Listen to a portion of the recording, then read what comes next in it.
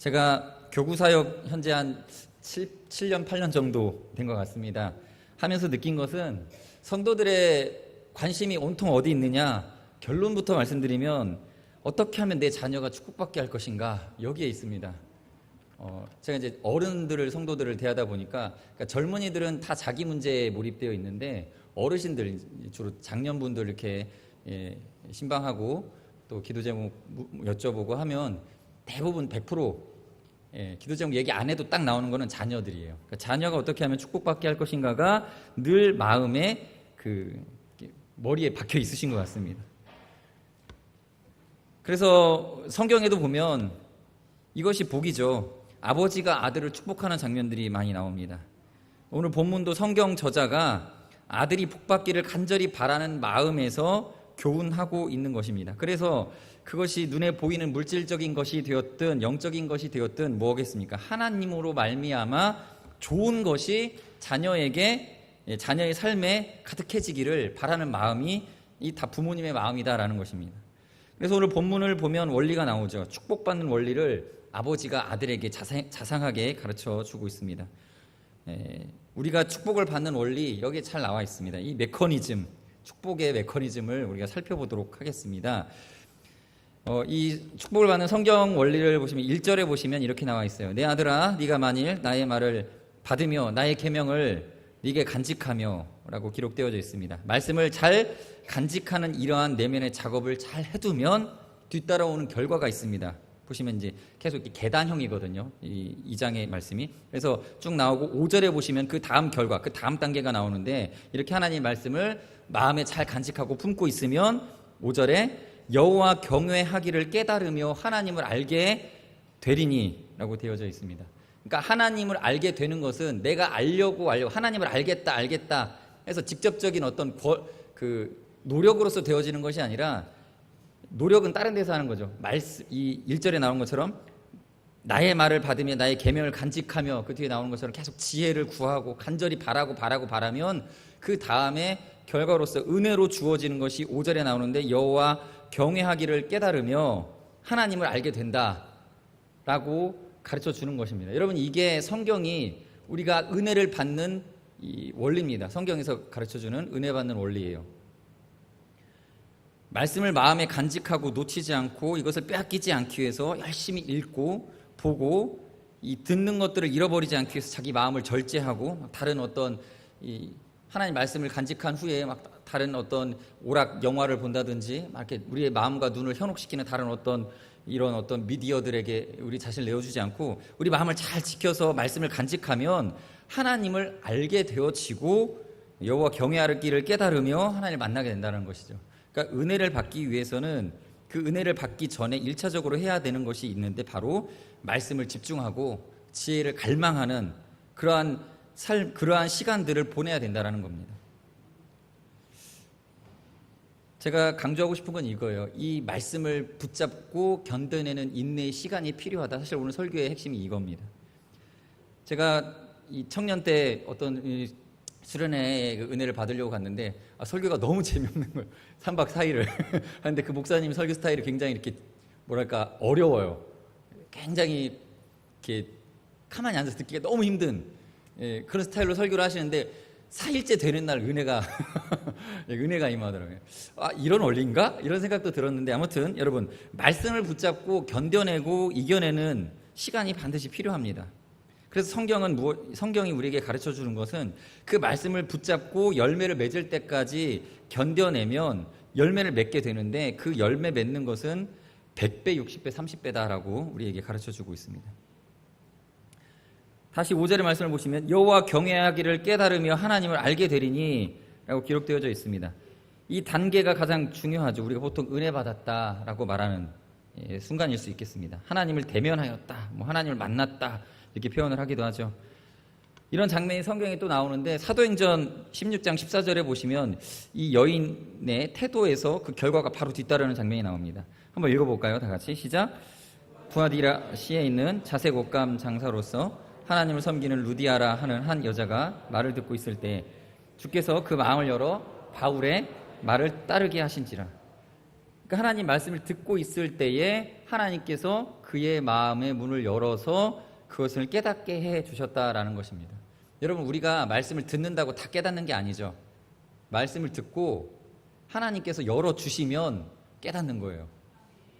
그래서 듣기는 들어도 우리가 깨닫지 못할 수가 매우 많습니다. 그래서 우리는 그러나 1차적으로 들어야 되겠죠. 듣고 그것을 간직하기 위한 노력이 필요합니다. 그런데 오늘 본문에는 하나님께서 그 즉시로 그 말씀을 듣고 깨달을 수 있는 은혜를 주셔서 이렇게 바울의 말을 따르게 되어졌다라고 기록하고 있죠. 아무튼 중요한 것은 우리가 말씀을 듣고 은혜를 받고 깨달을 때까지 견뎌내야 된다는 것이죠. 그리고 나서 여호와 경외하기를 배우고 나서 하나님을 만나고 나서 또 다른 결과가 2차적으로 또 이어지는데, 계단식으로 또 그 다음 계단이 나오는데 2장 10절에 보시면 이렇게 기록되어져 있습니다. 10절 다 같이 읽겠습니다. 시작. 곧 지혜가 내 마음에 들어가며 지식이 내 영혼을 즐겁게 할 것이요. 11. 근신이 너를 지키며 명철이 너를 보호하여 악한 자의 길과 폐역을 말하는 자에게서 건져내리라. 아멘. 믿으십니까? 내적으로 지혜가 마음에 들어가 이 영혼에 즐거움을 주고 그 내적 변화가 우리를 세상에 존재하는 많은 재앙과 이 죄악들로부터 우리를 경호해 준다라고, 그 다음에 일어난 어떤 그 다음 단계, 단계라고 시간을 나눌 수는 없겠지만 그 다음의 순서를 이렇게 우리에게 설명해 주고 있습니다. 이게 바로 우리가 복받는 것이고 우리 자녀들이 복받는 방법이 되어야 됩니다. 이 복받는 순서죠. 여호와를 경외하는 것이 지혜의 근본이라고 했습니다. 여호와를 경외하기까지 말씀을 붙잡고 그분을 만나기까지 말씀으로 인내를 해내야 돼요. 그리고 여호와를 경외하는 자세를, 그 마음을 가진 다음에 하나님께서 또한 지혜를 주시고 삶에서 우리가 복이라고 말할 수 있는, 저 사람이 정말 복받았다라고 말할 수 있는 하나님의 섭리가 나타난다라는 것입니다.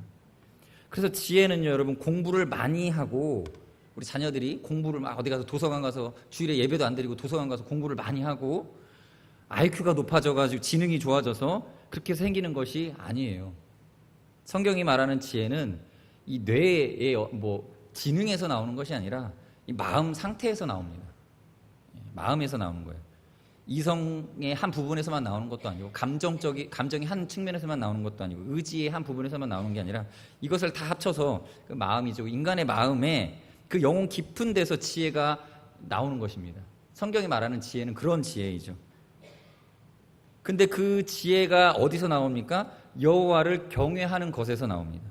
그게 무슨 얘기예요? 여호와를 경외하는 마음의 자세에서 지혜가 나온다라는 것이에요. 태도에서 나옵니다. 자녀들이 하나님 떠나 공부한다고 지혜가 더 나오는 게 절대 아닙니다. 공부는 자기가 하여도 그 발걸음을 인도하시는 분은 오직 여호와 하나님이시다라는 거, 이거를 알아야 돼요. 그래야 하나님께서 그의 길을 인도해 주실 것입니다.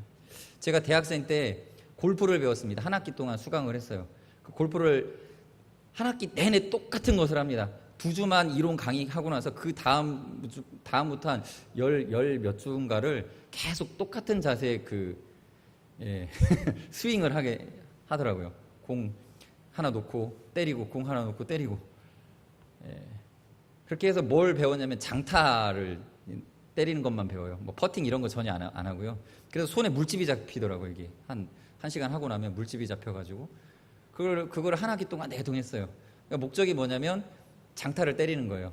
그래야지 여러분, 장타가 잘 날아가야 이제 나중에 이게 얼마나 멀리 보낼 수 있느냐, 이게 이 몸에 갖춰줘야 그 다음에 이제 이렇게 원하는 목적지 그 홀에 가깝게 공을 대놓고 그 다음 단계가 나갈 수 있기 때문에 장타를 계속 가르쳐 주는데, 한 학기 동안 장타를 열심히 해서 어느 정도 수준에 올랐습니다. 제가 지금 하라고 하면 또 못할 텐데,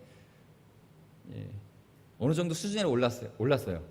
딱 때리면 이게 포물선을 그리면서 그 저쪽 관역 동그라미 그 밑에쯤에는 닿더라고요.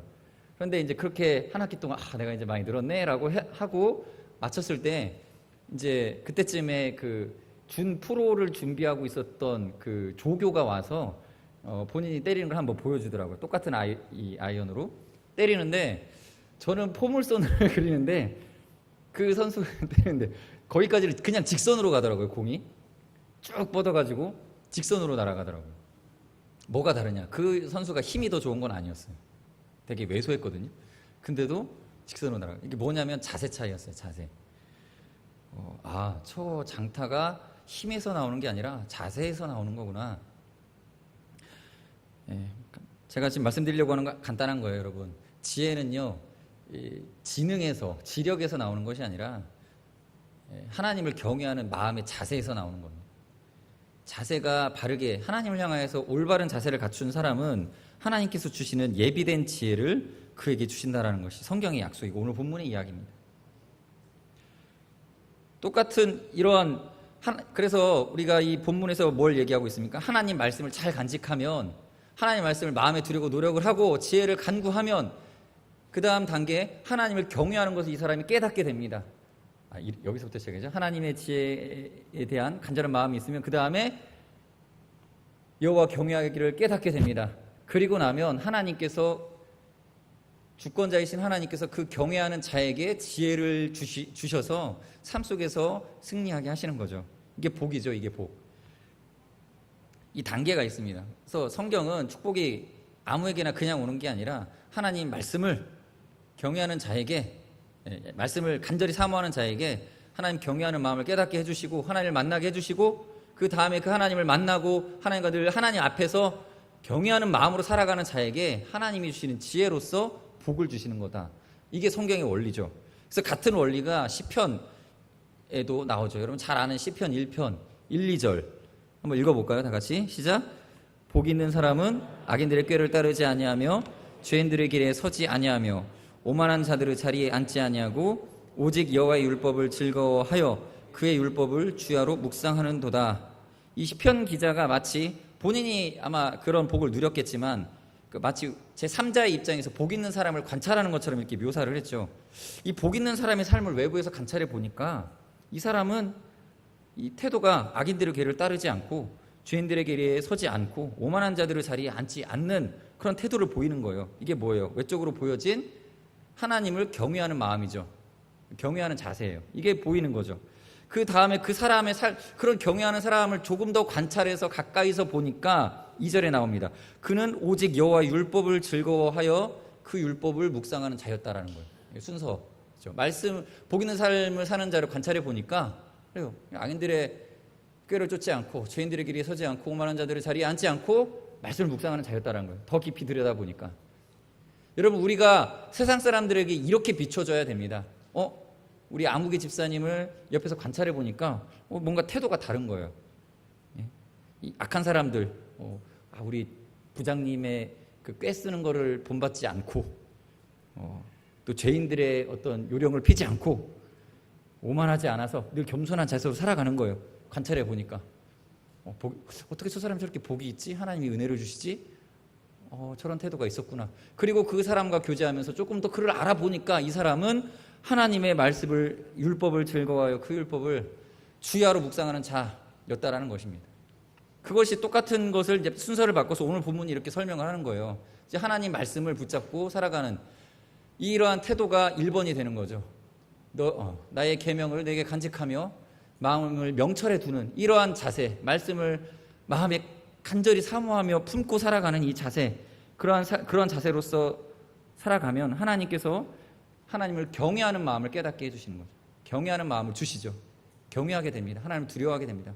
이러한 자세가 삶에서 하나님께서 주시는 복으로 나타난다. 이게 오늘 본문이 우리에게 가르쳐주는 교훈인 것입니다. 다 아시는 내용입니다. 다 아시는 내용이에요. 그런데 오늘날 이러한 이 말씀에서 출발하는 하나님의 축복, 이 축복에 대한 기대감이 많이 무너져 버린 것 같습니다. 말씀대로 산다고 해서 특별한 것이 있을까 하는 마음이 있습니다. 말씀대로 순종하고 살아가는 것으로 뭔가 빨리 결과를 만들어 놓고 싶은데 그렇지 않은 거죠. 말씀을 말씀대로 적용하려면 인내도 필요하고 시간도 필요합니다. 그런데 오늘날 현대인들에게 있어서 그런 인내를 요구한다는 게 참 어렵습니다. 저는 이래서 이것을 한번 곰곰이 생각해 봤어요. 오늘날은 많은 사람들이 말씀에 대한 기대가 이렇게 줄어들었을까? 한편 원인으로 생각된 게 뭐냐면 이런 거예요. 농사를 지었던 과거, 우리나라가 농업사회 또 이 역사적으로도 성경에 나오는 이 다윗의 시대 이럴 때 보면은 뭐 주로 하는 일이 농사, 목축업 뭐 이런 일들이죠. 이런 일들은 다 어떻습니까?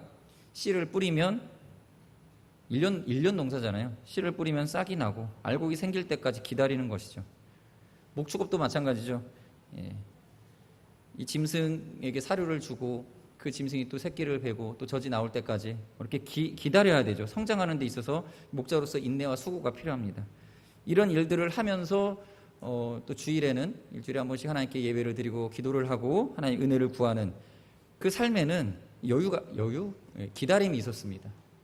기다림 자체가 이 삶의 어떤 패턴이었어요. 근데 오늘날 사회는 어떻습니까? 물건을 오늘 주문하면 적어도 내일 오후까지는 와야 된다. 그렇죠? 어떤 일들의 수주를 받으면 이 압박을 가해서 빨리빨리 이 제품을 받아내야 됩니다. 유통 과정에서의 속도전을 벌이죠. 모든 사업이 다 그렇습니다. 그러다 보니까 뭐 유통업뿐만이 아니라 모든 요즘 현대인들이 하는 이 도시에서 하는 일들이 다 그렇죠. 빨리빨리 해야 돼요. 제가 처음에 인터넷 뭐 쇼핑을 했었을 때가 한 2000년대 초반이었는데 그때는 물건을 주문하면 한 3, 4일은 그냥 기다렸어요. 그래도 뭐 그런가 보다 했었거든요. 근데 요즘은 오늘 오후 4시 이전에 주문을 하면요 내일 오전에 쯤에는 도착해야 돼요. 그런 시대를 살고 있습니다. 컴퓨터도 쓰다가 보면요 가끔 오류가 생긴 것처럼 느껴질 때가 있는데 그거 기다리면 되거든요. 그냥 조금 기다리면 응답이 오는데 그걸 못 기다려가지고 컴퓨터를 재부팅하고 프린터를 껐다 켜고 오류가 막 더 생기고 시간이 더 걸리죠.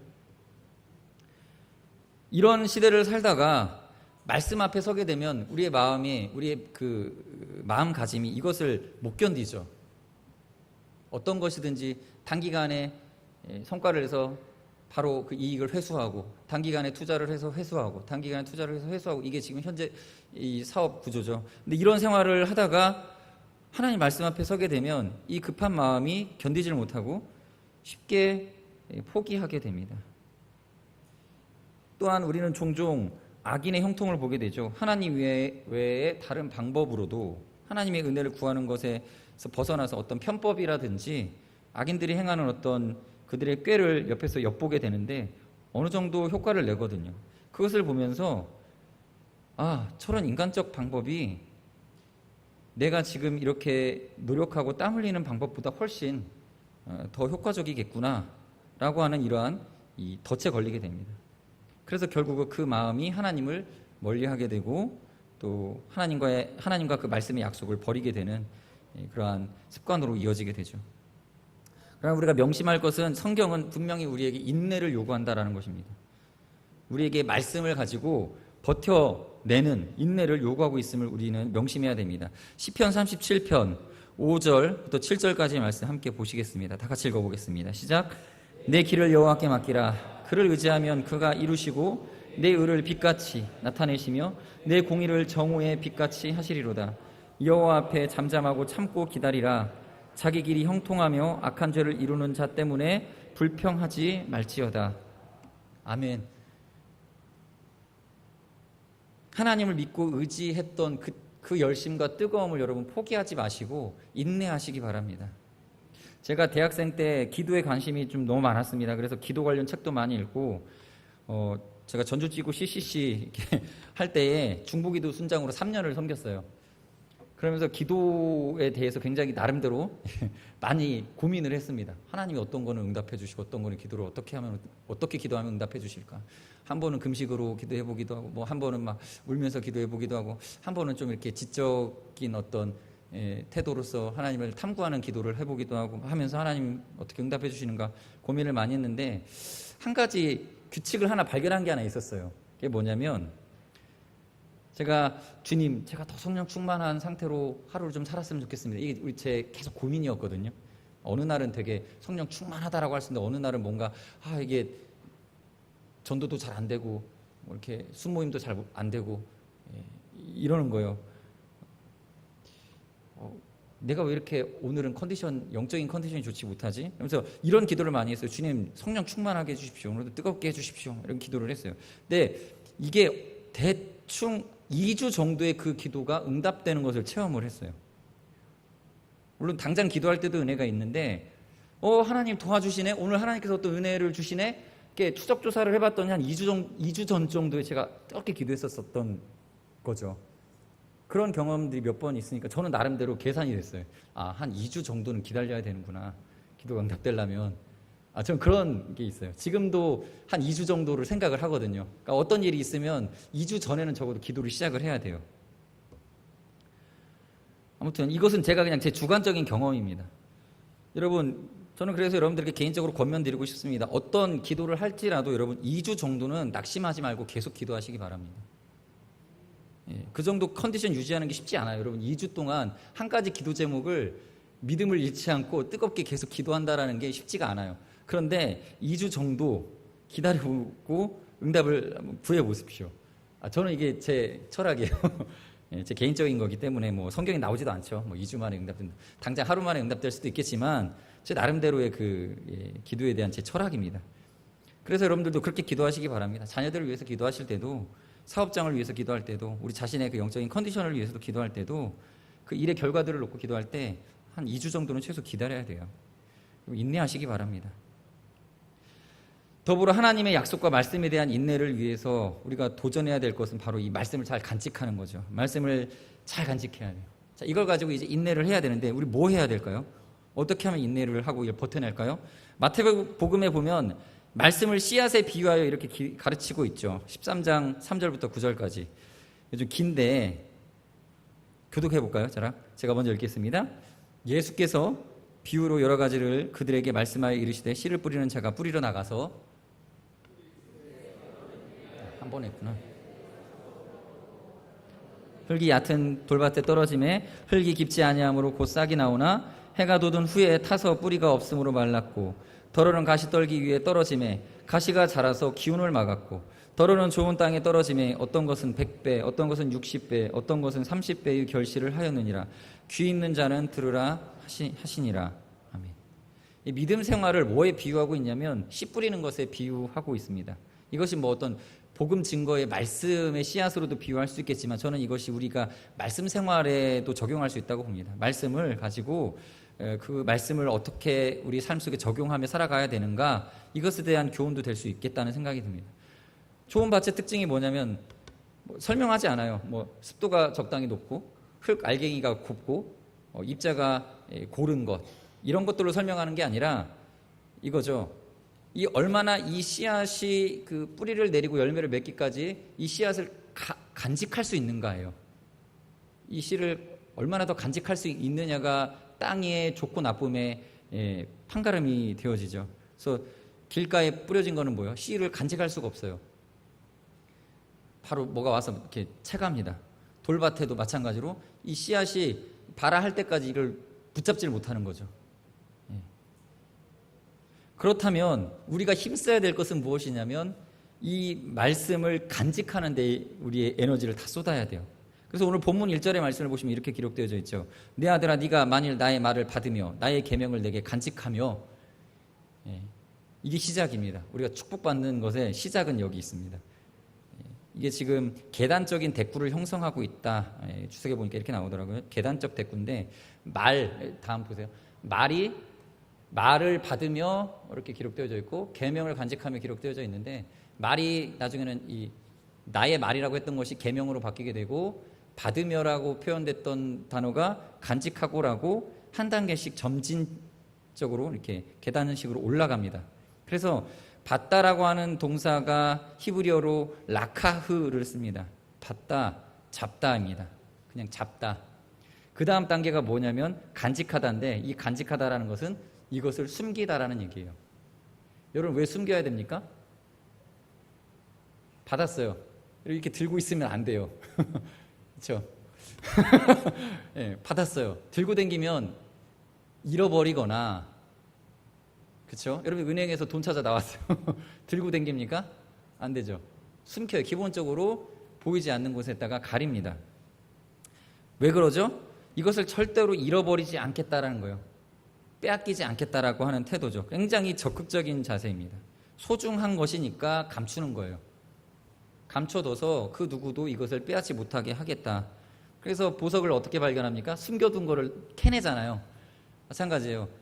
이게 신기한데 왜 하나님께서는 말씀을 감춰두셨을까? 예.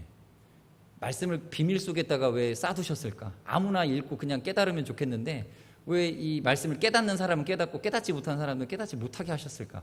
저는 그 부분을 뭐라고 설명 못하겠습니다. 그러나 분명히 이것도 하나님의 원리예요. 그러니까 소중하고 너무나 귀한 것이고 하나님께서도 그것을 싸매 두셨어요. 그리고 그것을 받을 만한 자에게 주시려고 감춰두셨습니다. 아무나 받을 수 없어요.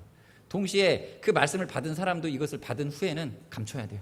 왜요? 잃어버리지 않기 위해서. 무슨 얘기냐면 여러분, 말씀을 들으면요, 그 말씀을 여러분들이 내면 안에 이렇게 숨겨두듯이 잃어버리지 않기 위하여서 어떤 일련의 노력을 해야 된다는 얘기입니다. 적극적으로.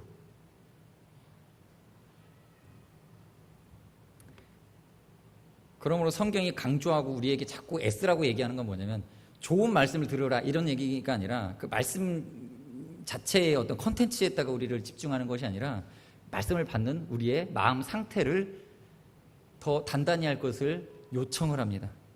우리는 직관적으로 야, 씨앗이 좋은 거면 좋은 씨앗을 맺을 텐데 뭐 이런 생각을 합니다. 그런데 성경에서 우리에게 교훈으로 줄 때는 씨앗의 어떤 질보다는 우리 마음 상태, 밭의 상태의 질을 더 강조를 하면서 이 부분을 우리에게 주의할 것을 가르쳐 주죠.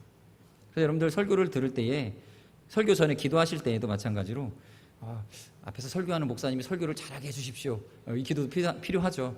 잘 전달하실 수 있게 목소리를 하나님 튼튼하게 해주시고 또 지혜를 주시고 성령의 인도함 받게 해주십시오.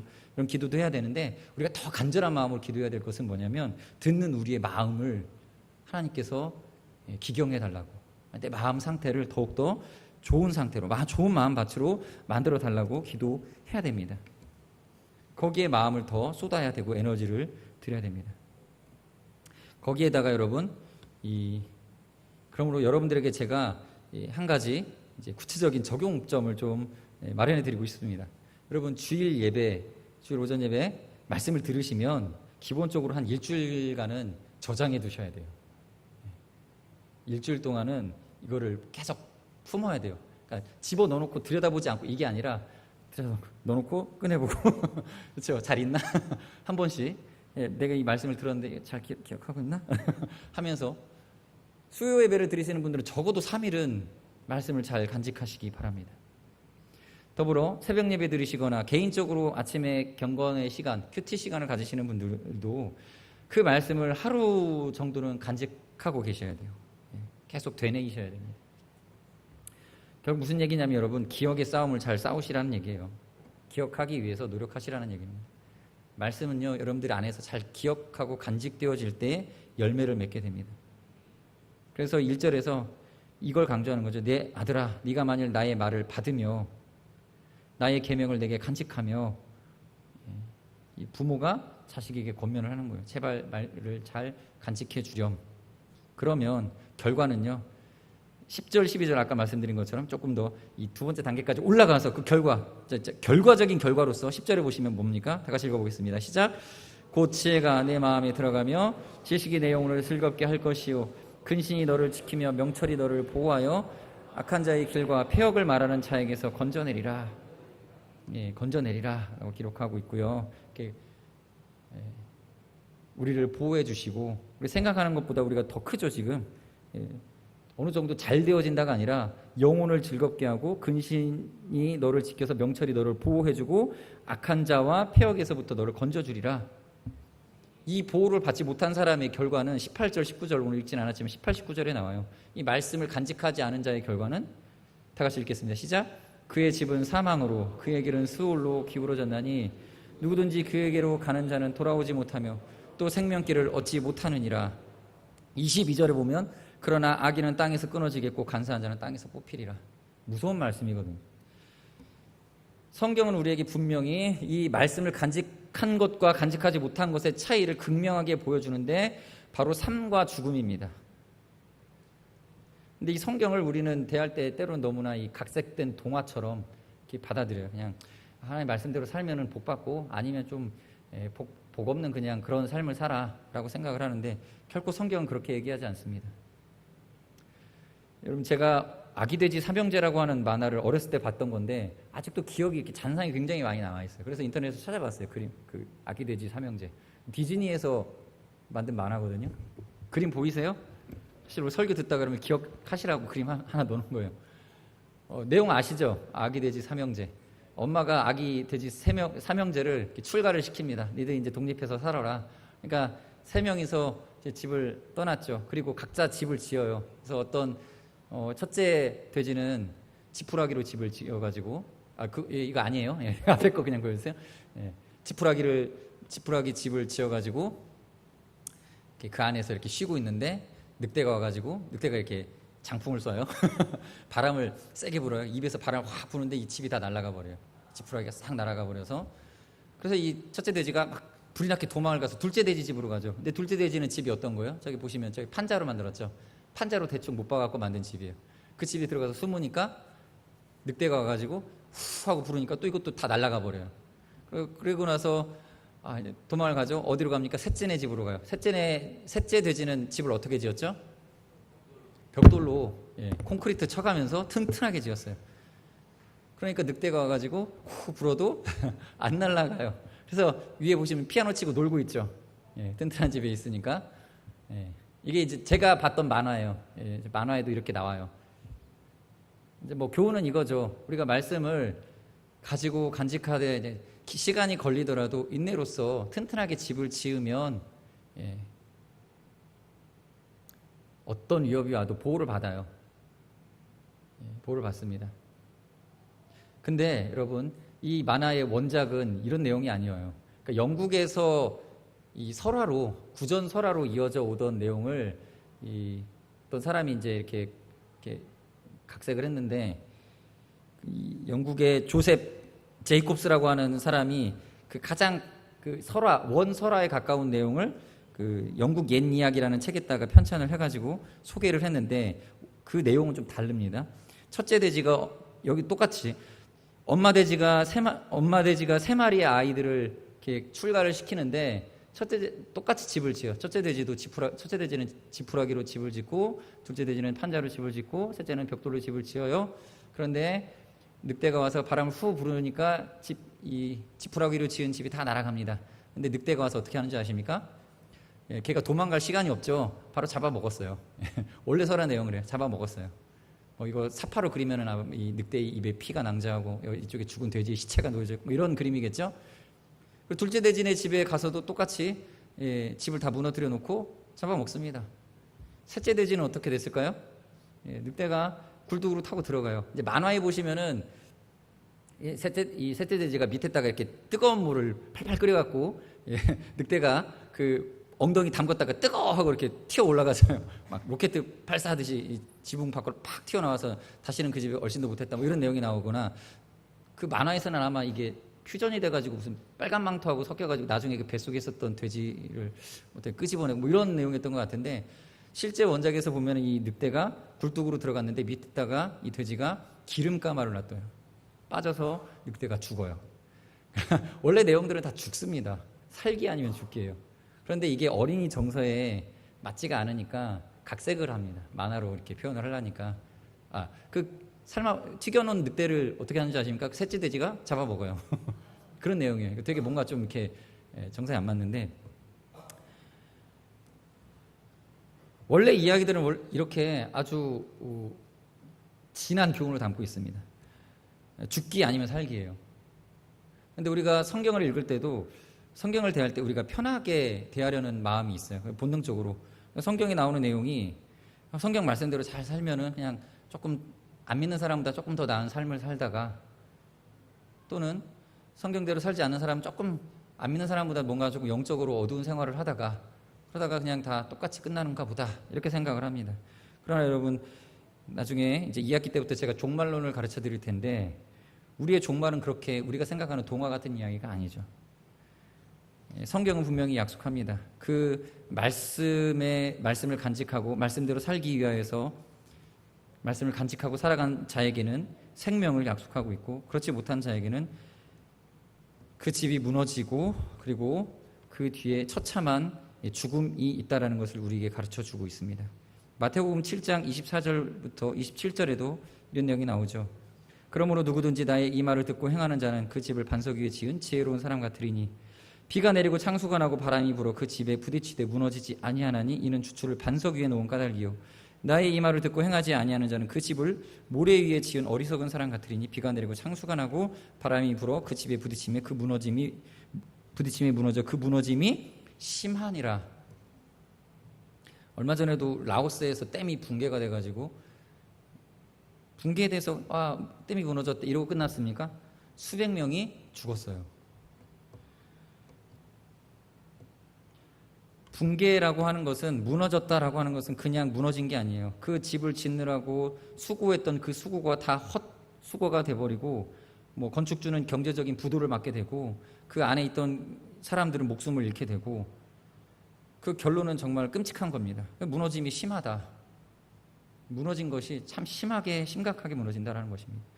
여러분, 우리가 축복을 구해야 됩니다. 축복이 아니면 저주인 것이죠.